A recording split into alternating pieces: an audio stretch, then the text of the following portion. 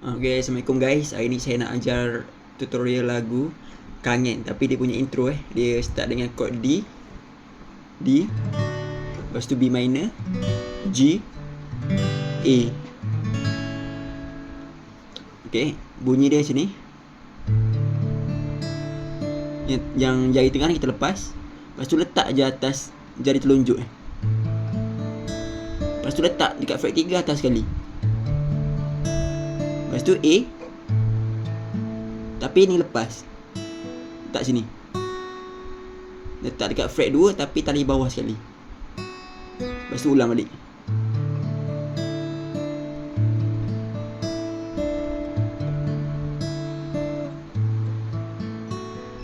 Ulang.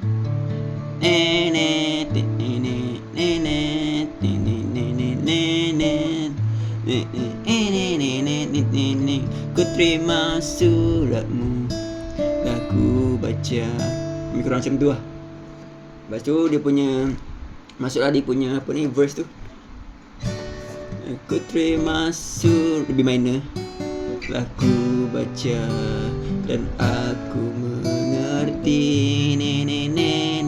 B minor. Dirimu akan hadirnya diriku, B minor, di dalam hari-harimu bersama lagi. Di kau bertanya padaku. Ni saya guna original chord daripada Indonesia. G, kapan aku akan kembali lagi,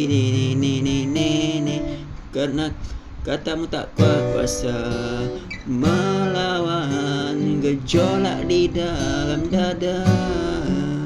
F sharp minor yang membara, G, G, okay, B minor, F sharp minor, pertemuan kita nanti